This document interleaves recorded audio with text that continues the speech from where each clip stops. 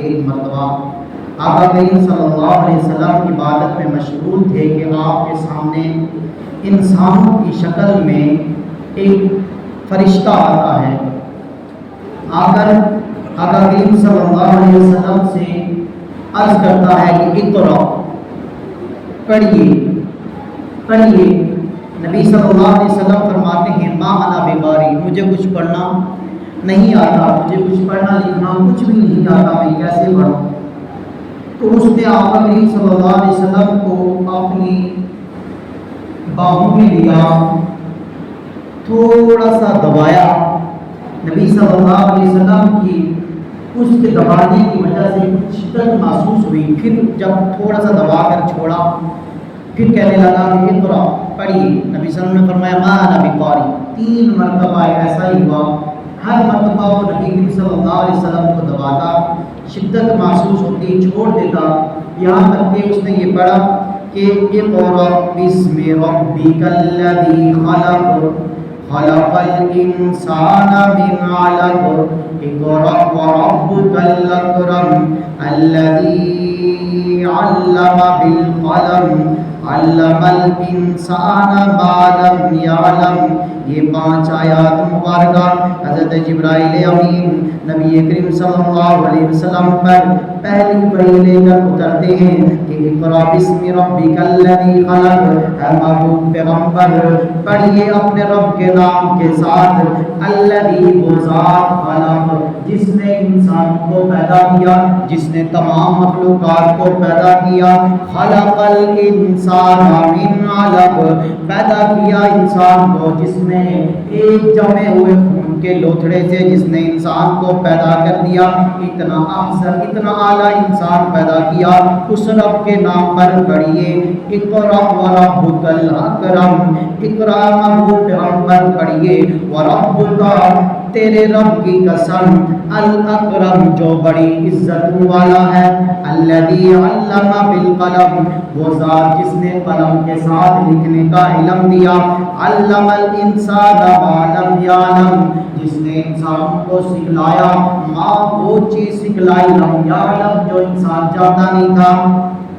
یہ ابتدائی آیات نبی کریم صلی اللہ علیہ وسلم پر جب نازل ہوئی، آقا کریم صلی اللہ علیہ وسلم یہ آیات لے کر اپنے گھر میں تشریف لاتے ہیں۔ آقا صلی اللہ علیہ وسلم کے جسم پر کبھی طاری ہے، آپ صلی اللہ علیہ وسلم اپنی زوجہ خدیجہ رضی اللہ تعالیٰ عنہا سے کہنے لگتے ہیں زملونی زملونی، اے عائشہ مجھے چادر اڑا دیجئے، مجھے کمبل اڑا دیجئے، مجھے بہت سردی لگ رہی ہے، مجھے بہت زیادہ شدت محسوس ہو رہی ہے، مجھے بہت زیادہ گھبراہٹ محسوس ہو رہی ہے، انی قد خشیت علی نفسی، مجھے اپنے نفس کے ہلاک ہونے کا خدشہ ہے، مجھے اپنے آپ کے مر جانے کا خطرہ ہے۔ عجیب سا منظر میرے سامنے پیش آیا۔ اس موقع پر حضرت خدیجہ رضی اللہ تعالیٰ عنہا نبی کریم صلی اللہ علیہ وسلم کو تسلی دیتی ہے کہ کاللہ واللہ لا یخزیک اللہ ابدا، اللہ کی قسم اللہ آپ جیسے لوگوں کو کبھی بھی ہلاک نہیں کرتے۔ لا یخزیک اللہ ابدا، اللہ آپ جیسوں کو کبھی بھی ہلاک نہیں کرے گا۔ انک لتصل الرحم وتحمل الکل وتکسب المعدوم وتعین علی نوائب الحق وتقرب الضیف، اے محبوب اے میرے محبوب اللہ آپ کو کبھی بھی ہلاک نہیں کرے گا۔ یا وجہ ہے حضرت خدیجہ رضی اللہ تعالیٰ عنہا عرض کرنے لگی اے محبوب پیغمبر آپ لوگوں کے ساتھ صلہ رحمی کرتے ہیں، لوگوں کے رشتوں کو آپ اس میں جوڑتے ہیں، وتقری الضیف مہمانوں کی مہمان نوازی کرتے ہیں، بوجھل کوئی آپ ان کا بوجھ خود اٹھاتے ہیں، وتقسم المعدوم اور جو کچھ خود کمانے والے نہیں ہیں آپ ان کو کما کر دیتے ہیں، وتعین علی نوائب الحق حق کے راستے میں آپ لوگوں کی مدد کرتے ہیں۔ یہ صفات آپ کے اندر ہے، جس کے اندر یہ صفات پیدا ہو جائے اللہ اس کو کبھی بھی ہلاک نہیں کرتا۔ کیا کہا خدیجہ نے کہ یا رسول اللہ آپ کو کبھی ہلاک نہیں کرے گا، آپ کے اندر یہ صفات ہیں، آپ صلہ رحمی کرتے ہیں، لوگوں کے رشتوں کو جوڑتے ہیں، لوگوں کی مدد کرتے ہیں، جو کمانے والے بھی ان کو کما کر دیتے ہیں، مہمانوں کی مہمان نوازی کرتے ہیں، حق کے راستے میں لوگوں کی مدد کرتے ہیں، اچھے کاموں میں مدد کرتے ہیں لوگوں کے ساتھ۔ آپ لوگوں کے جو بوڑھا ہو، جس کا اپنا بوجھ اٹھانے کے قابل ہو، آپ اس کا بوجھ اٹھا کر بھی لے چلتے ہیں، تو اللہ آپ کو کبھی بھی ہلاک نہیں کرے گا۔ تو یہ جو چیزیں حضرت خدیجہ رضی اللہ تعالیٰ عنہ بیان کی ہیں، اس کا مطلب یہ ہوا جس کے اندر یہ صفات پائی جائے گی، اللہ اس کو کبھی بھی ہلاک نہیں کرے گا، اللہ اس کو کبھی بھی برباد نہیں کرے گا، اس کو خوش و خرم رکھے گا۔ یعنی یہ صفات ہمارے اندر بھی ہونی چاہیے، دوسروں کی مدد، دوسروں کا بوجھ اٹھانا، دوسروں کی مدد کرنا اور مہمانوں کی مہمان نوازی کرنا، حق کے راستے میں لوگوں کی مدد کرنا۔ اسی طرح یہ جو چیزیں ہیں نبی صلی اللہ علیہ وسلم کے اندر پائی جاتی تھی، حضرت خدیجہ رضی اللہ تعالیٰ عنہ نے فرمایا یا رسول اللہ آپ کو ان صفات کی وجہ سے کبھی بھی ہلاک نہیں کرے گا، یہ میری کوئی گارنٹی کے ساتھ۔ پھر حضرت خدیجہ رضی اللہ تعالیٰ عنہ نبی کریم صلی اللہ علیہ وسلم کو لے کر اپنے چچا زاد بھائی ورقہ بن نوفل کے پاس جاتی ہے، جو ایک یہودیوں کا عیسائیوں کا بڑا عالم ہے، اس سے جا کر کہتی ہے میرے شوہر کے ساتھ عجیب واقعہ پیش آیا۔ ورقہ بن نوفل پوچھتا ہے بتائیے اس تو صحیح کیا واقعہ پیش آیا، آپ نے کیا دیکھا؟ نبی کریم صلی اللہ علیہ وسلم نے اپنا سارا واقعہ بیان کیا کہ میں نے دیکھا ایک بہت ہی بڑے ہی شکل میں، بہت ہی بڑے قد و کاٹ میں ایک شخص آتا ہے انسانی شکل میں، آ کر مجھے اس طرح دباتا ہے، مجھ سے کہتا ہے اقرا بسم ربک الذی خلق خلق الانسان من علق، بار بار وہ پڑھتا ہے یہاں تک کہ مجھے یاد ہو جاتا ہے۔ یہ عجیب سا معاملہ میرے ساتھ پیش آیا۔ ورقہ بن نوفل عیسائیوں کا جو بڑا ہی مذہبی رہنما تھا، وہ کہنے لگا کہ مجھے لگتا ہے ان قریب آپ نبوت کا اعلان کریں گے، کیونکہ آپ کے پاس جو آیا ہے یہ آنے والا کوئی عام نہیں ہے، یہ وہ ناموس ہے، یہ وہ فرشتہ ہے جو موسیٰ علیہ السلام کے پاس آیا تھا،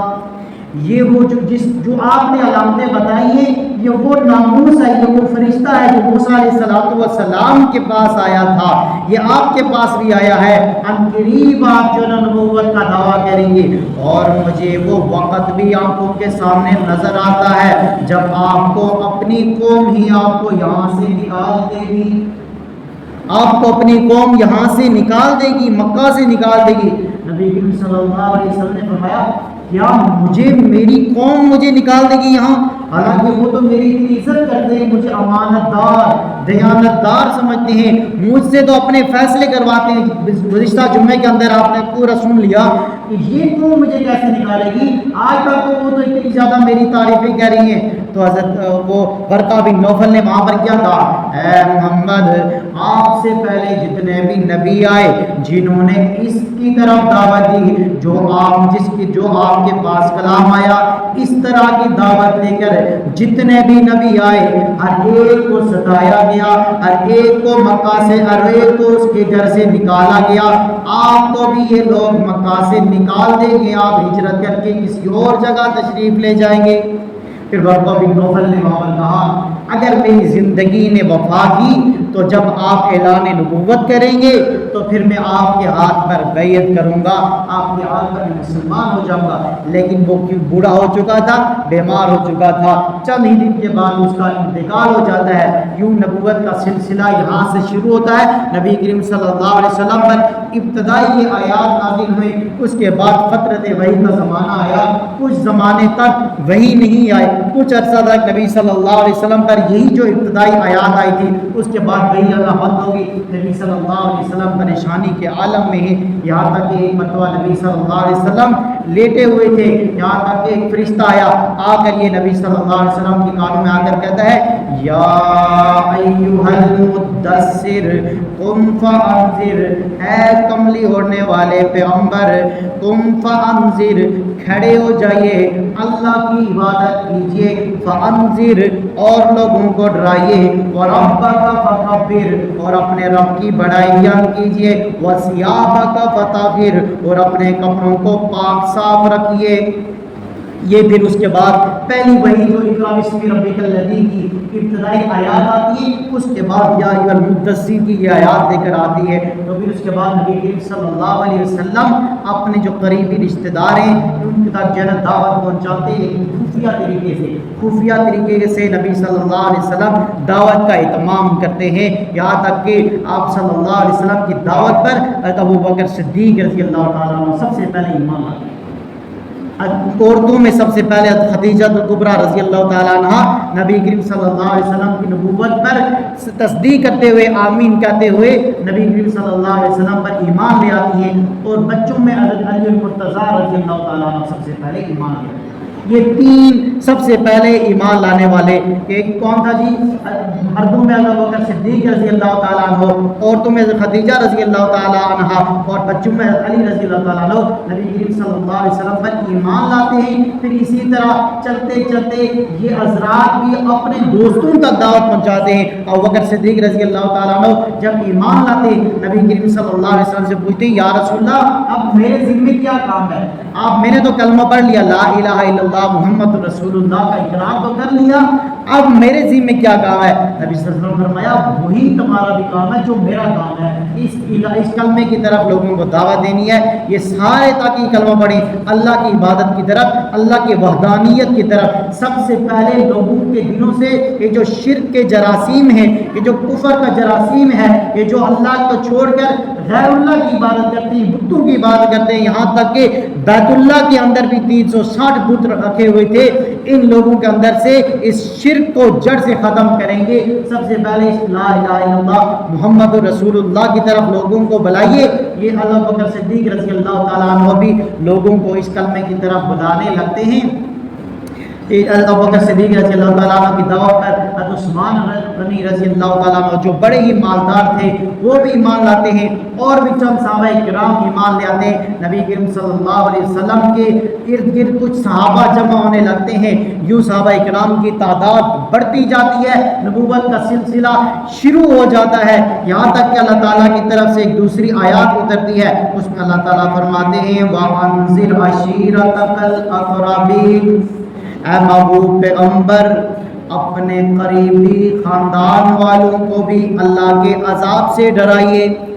انذر ڈرائیے عشیرتک الاقربین، اپنے کنبہ قبیلہ والوں کو بھی۔ جب یہ آیات مبارکہ نازل ہوتی ہے نبی کریم صلی اللہ علیہ وسلم صفا کی پہاڑی کے اوپر چڑھتے ہیں، وہاں جا کر اعلان کرتے ہیں۔ آج کل اعلان کا کیا طریقہ؟ ہم اسپیکر میں اعلان کرتے ہیں، اعلان کس طرح ہوتا ہے؟ حضرات ایک ضروری اعلان سنیے، یوں اعلان ہوتا ہے نا سارے لوگ خبردار ہو جاتے ہیں، اعلان ہونے لگا، خاموش کرا دیتے ہیں، خاموش جاؤ، کچھ خاص کوئی واقعہ ہوا، کوئی مر گیا ہوگا، کوئی خاص اعلان ہونے لگا ہے، سارے لوگ خاموش ہو کر اس طرف جو ہے کان لگانا شروع کر دیتے ہیں۔ اس وقت کیا سسٹم ہوتا تھا؟ جب کسی خاص چیز کا کوئی اعلان کرنا ہو پہاڑی کے اوپر چڑھ کر یوں قبیلے والوں کو بلایا جاتا، ان کے سرداران کو جو نہ بلایا جاتا۔ نبی اکرم صلی اللہ علیہ وسلم جب یہ آیت مبارکہ وَأَنذِرْ عَشِيرَتَكَ الْأَقْرَبِينَ اترتی ہے، صفا کی پہاڑی کے اوپر چڑھتے ہیں، وہاں جا کر اعلان کرتے ہیں اے بنو ہاشم، اے بنو قریش، اے بنو مطلب، اے قریش کے سرداران، سارے کے سارے جمع ہو جاؤ۔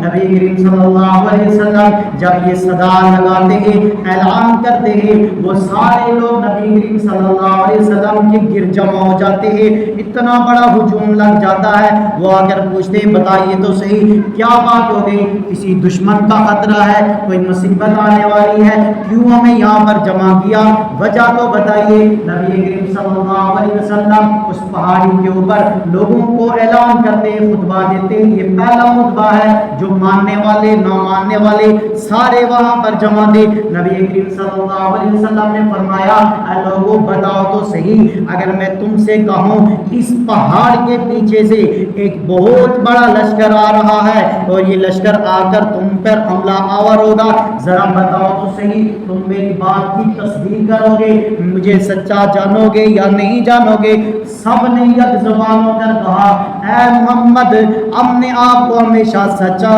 جانا، ہم نے آپ کو صادق و امین مانا، ہم نے آپ کو کبھی بھی جھوٹ بولتے ہوئے نہیں دیکھا۔ اگر آپ کہتے ہیں اس پہاڑی کے پیچھے سے لشکر آ رہا ہے، ہم آپ پر تصدیق کرتے ہیں آپ سچ کہنے والے ہیں۔ नबी करीम सल्लल्लाहु अलैहि वसल्लम ने पूछा, अगर वो मैं कहूँ कि वो सामने से आ रहा है, आपको नजर न आए, क्या फिर भी मेरी बात पर ईमान ले आओगे? तो वो लोग कहने लगे, मोहम्मद हमने आपको कभी भी झूठ बोलते हुए नहीं देखा। अगर आप कहते हो ना कि लश्कर आ रहा है, हम कहेंगे हमारी आंखों ने तो धोखा खा लिया है, आप झूठ नहीं बोल सकते। हम इतना आप पर ईमान लाने वाले हैं, आपकी बात पर यकीन करने में, ईमान मतलब यकीन करने वाले हैं। अगर आप कहें सामने से लश्कर आ रहा है, हमें नजर न आए, हम कहेंगे हमारी आंखों को धोखा है, हमारी आंखों में से नजर नहीं आ रहा, आप सच कहने वाले हैं। उस वक्त नबी करीम सल्लल्लाहु अलैहि वसल्लम ने कहा, अगर ऐसी बात है तो फिर क़ूलू ला इलाहा इल्लल्लाह, अगर तुम मुझे सच्चा जानते हो फिर मैं तुम्हें कहता हूँ, क़ूलू, सब मिलकर पढ़ो, ला इलाहा इल्लल्लाह, ला इलाहा इल्लल्लाह का इकरार करो कि अल्लाह के सिवा कोई इबादत के लायक नहीं, अल्लाह के सिवा कोई माबूद नहीं, अल्लाह के सिवा कोई मुश्किलें दूर करने वाला नहीं, अल्लाह के सिवा कोई बेड़े पार करने वाला नहीं, अल्लाह के सिवा कोई मुरादें पूरी करने वाला नहीं, अल्लाह के सिवा कोई औलाद देने वाला नहीं, अल्लाह ही है जो मुश्किलें आसान करता है, परेशानी भी उसी की तरफ से, खुशी भी उसी की तरफ से, नेमतें भी उसी की तरफ से। कुछ देना हो तो वही ज़ात देने वाली है, कुछ लेने वाला हो लेना हो तो वही ज़ात लेने वाली है। मिलकर तुम सारे मेरे साथ आओ, क़ूलू ला इलाहा इल्लल्लाह। ये नबी सल्लल्लाहु अलैहि वसल्लम ने सबसे पहली जो ऐलानिया, जो दावत दिया था, ये वाला था जो मैंने आपके सामने ये पेश किया। उन लोगों ने जब देखा कि नबी करीम सल्लल्लाहु अलैहि वसल्लम ये कह रहे, बुतों के खिलाफ बात हो रही है कि एक अल्लाह की इबादत करो, इनको छोड़ो, इन जो माबूदान जिनकी हम परस्तिश करते हैं, सुबह जिनको पूछ कर हम अपने काम काज में चले जाते हैं, अपने काम में मसरूफ हो जाते हैं। नबी ये मोहम्मद कह रहे हैं इन काम को छोड़ दो। उस वक़्त अबू लहब जो नबी सल्लल्लाहु अलैहि वसल्लम का चचा लगता था रिश्ते में, वो उसने एक पत्थर उठाया, नबी करीम सल्लल्लाहु अलैहि वसल्लम की तरफ मारा, चेहरे पर मारा, और उसने नौज़ बिल्लाह ये अल्फाज के, तब्बल्लका या मोहम्मद अलिहाज़ा जमाअतना, ये अल्फाज हैं उसके, ऐ मोहम्मद हलाक हो जाए तू, नौज़ बिल्लाह मिन ज़ालिक, ऐ मोहम्मद तू हलाक हो जाए, क्या इस वजह से हमें यहाँ जमा किया था? ये बात कहने के लिए, हमारे माबूदान के खिलाफ बात करने के लिए हमने यहाँ पर जमा किया। नबी करीम सल्लल्लाहु अलैहि वसल्लम की वहाँ दावत, नबी सल्लल्लाहु यहाँ दावत देकर आते हैं, वहाँ पर कुरान उतरता है। देखो नबी करीम सल्लल्लाहु अलैहि वसल्लम पर जब भी बात आती है, जब भी किसी ने उंगली उठाई, नबी करीम सल्लल्लाहु अलैहि वसल्लम ने कोई जवाब नहीं दिया। हम जो लोग कहते हैं ना कि नामुस रिसालत की जब बात आती है कि नबी सल्लम ने तो अपने गुस्ताखों को माफ़ कर दिया, तुम ये कैसे कहते हो कि नबी सल्लम की गुस्ताखों को माफ़ नहीं करना चाहिए? नबी करीम सल्लल्लाहु अलैहि वसल्लम अपनी ज़ात के लिए खुद तो माफ़ कर सकते हैं, कोई और नहीं कर सकता। अल्लाह ने भी नहीं माफ़ किया, नबी करीम सल्लल्लाहु अलैहि वसल्लम अपनी ज़ात की खातिर तो माफ़ कर देते हैं, लेकिन अल्लाह नहीं माफ़ करता। यहाँ अबू लहब पत्थर उठा कर मार रहा है, अल्लाह ताला पूरी सूरत नाजिल करके उसकी हलाकत को जिक्र करे कि तू मेरे महबूब को कहता है कि हलाक हो जाए। अल्लाह ताला कुरान में क्या फरमाते हैं, तब्बत यदा अबी लहबिन व तब,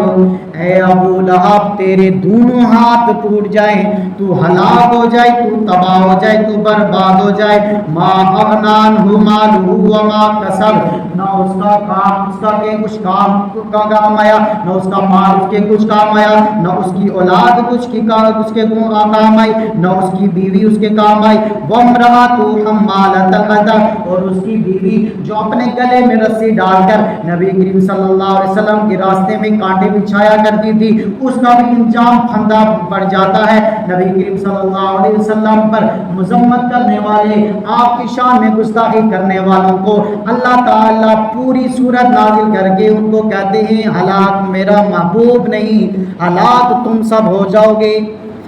एक और जगह पर भी नबी करीम सल्लल्लाहु अलैहि वसल्लम की एक शख्स की गुस्ताखी की, कुरान ने सबसे सख्त अल्फाज उसकी मुज़म्मत में कहे, अल्लाह ताला ने सबसे सख्त अल्फाज कहे। तो ये नबी करीम सल्लल्लाहु अलैहि वसल्लम की शान है। ये नबी सल्लल्लाहु अलैहि वसल्लम पहला जब ऐलान करके यहाँ से वापस आते हैं, यूं फिर कुफ़ार की तरफ से बाइकाट मुहिम शुरू हो जाती है। फिर नबी सल्लल्लाहु अलैहि वसल्लम शैब बिन अबी तालिब में 3 साल तक महसूर हो जाते हैं, तमाम लोग बाइकाट कर देते। चंद सहाबा इकराम वहाँ पर नबी करीम सल्लल्लाहु अलैहि वसल्लम के इर्द गिर्द जमा है, कुछ साल गुजर जाते हैं। میں ابو طالب کا انتقال ہو جاتا ہے، جن کے بارے میں نے کہا نبی کریم صلی اللہ علیہ وسلم کا بہت زیادہ ساتھ دیا کرتے تھے۔ کفار کی طرف سے جب کوئی بھی مشکل پیش آتی، کفار نبی کریم صلی اللہ علیہ وسلم کے خلاف جب میٹنگ کرتے کہ ان کو جو نا راستے سے ہٹائیں گے، قتل کریں گے، ابو طالب آگے چلے جاتے اور آگے جا کر ان کو روکتے کہ میں اپنے بھتیجے تک تمہیں پہنچنے نہیں دوں گا، اگرچہ ایمان نہیں لاتے، لیکن جب ان کا بھی انتقال ہو جاتا ہے نبی کریم صلی اللہ علیہ وسلم پر پریشانی آ جاتی ہے۔ پھر حضرت خدیجہ رضی اللہ تعالیٰ عنہ کا بھی انتقال ہو جاتا ہے، پریشانی پر پریشانی آ جاتی ہے۔ نبی کریم صلی اللہ علیہ وسلم طائف کی طرف سفر کرتے ہیں کہ مکہ والوں نے تو مجھ پر ایمان نہیں لایا، چلو طائف کی طرف چلتے ہیں، وہاں کے جو بنو ثقیف کے جو لوگ ہیں ہو سکتا ہے کہ میرے اوپر ایمان لے آئے، ان کی وجہ سے اسلام کو تقویت مل جائے۔ نبی کریم صلی اللہ علیہ وسلم وہاں گئے، طائف میں تین سرداران تھے، ان کی حکومت تھی اپنے اپنے قبیلے میں۔ تو نبی کریم صلی اللہ علیہ وسلم ایک سرداران کے پاس جاتے ہیں، وہ نبی کریم صلی اللہ علیہ وسلم کا تمسخر اڑاتا ہے، مذاق اڑاتا ہے، وہ کہتا ہے کہ کیا تمہارے اوپر جن اللہ کو صرف تم ہی ملے تھے، کوئی اور نہیں ملا تھا نبوت؟ نبی کریم صلی اللہ علیہ وسلم وہاں پریشان ہو کر دوسرے سردار کے پاس جاتے ہیں، وہ نازیبہ الفاظ کہتا ہے، پھر نبی کریم صلی اللہ علیہ وسلم تیسرے کے پاس جاتے ہیں، تینوں کی طرف سے یہی رد عمل سامنے آتا ہے، تینوں نے برے طریقے سے نبی کریم صلی اللہ علیہ وسلم کا استقبال کیا، یعنی اچھائی کے ساتھ استقبال نہیں کیا۔ نبی کریم صلی اللہ علیہ وسلم وہاں سے جب واپس آنے لگتے ہیں، تینوں سرداران جمع ہوتے ہیں، نوجوانوں کو اکٹھا کرتے ہیں، بچوں کو اکٹھا کرتے ہیں، اور یہ بچے نبی کریم صلی اللہ علیہ وسلم کو پتھر مارنا شروع کر دیتے۔ نبی کریم صلی اللہ علیہ وسلم آگے جا رہے، پیچھے یہ پتھر مارے، نبی اکرم صلی اللہ علیہ وسلم کا پورا جسم زخمی ہو جاتا ہے۔ کس وجہ سے؟ لا الہ الا اللہ، اس دعوت کی وجہ سے، اللہ کی طرف سے جو دعوت تھی اس کی وجہ سے۔ نبی کریم صلی اللہ علیہ وسلم وہاں سے نکل کر آتے ہیں، اتنی سخت زخموں سے چور چور کیے ہوئے، نبی کریم صلی اللہ علیہ وسلم کی جوتے مبارک کے اندر خون رس گیا تھا۔ نبی کریم صلی اللہ علیہ وسلم ایک درخت کے سائے کے پیچھے کھڑے ہوتے ہیں، ایک غلام ساتھ ہے، ایسے بیٹھ جاتے ہیں ٹیک لگا کر، نبی کریم صلی اللہ علیہ وسلم کچھ سانس لینے لگتے ہیں تو وہاں پر جبرائیل امین آ جاتا ہے اور آ کر کہتے ہیں اے نبی کریم صلی اللہ علیہ وسلم،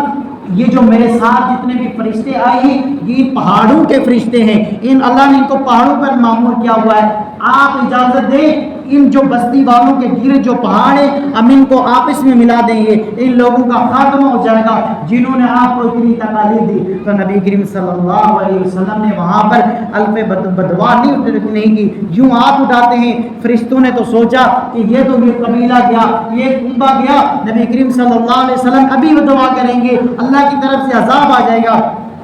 نبی کریم صلی اللہ علیہ وسلم ایسے ہاتھ اٹھاتے ہیں اور کہتے ہیں کہ اللہم اہدی قومی فإنہم لا یعلمون، یا اللہ میری قوم کو ہدایت دے دے، یہ مجھے نہیں جانتے، یہ مجھے جانتے ہی نہیں ہے، کہ مجھے جانتے ہی نہیں، میں کون ہوں، میں اللہ کا کتنا مقرب اور بڑا جرا نبی ہوں، آخری نبی بن کر آیا ہوں، میں اللہ کا کتنا لاڈلا ہوں، اللہ نے میری کتنی تعریف و ثنا کی ہے تمام نبیوں کے سامنے بھی، یہ لوگ جو مجھے پتھر مارے، یا اللہ یہ قوم نہیں جانتی، ان کو ہدایت دے دے۔ کتنے سخت موقع ہے، اس وقت بھی نبی صلی اللہ علیہ وسلم بددعا نہیں دے رہی، حرف بددعا نہیں نکلا، اگر وہ حرف بددعا نکل جاتا وہ سب کے سب تہس نہس ہو جاتے۔ نبی کریم صلی اللہ علیہ وسلم فرماتے اگر یہ ایمان نہیں لائے گے ان کی اولاد لے آئے گی، وہ نہیں لائے گی ان کی اولاد لے آئے گی، انشاءاللہ ایک وقت آئے گا جب نبی کریم صلی اللہ علیہ وسلم گھر پہنچتے، حضرت فاطمہ دیکھتی ہیں نبی کریم صلی اللہ علیہ وسلم کی حالت یہ ہے، وہ نبی کریم صلی اللہ علیہ وسلم کے خون کو دھوتی ہے، ان کے پانی بہا رہی ہوتی ہے، ساتھ ساتھ وہ رو رہی ہوتی ہے کہ بابا لوگوں نے آپ کے ساتھ کیا ظلم کر دیا۔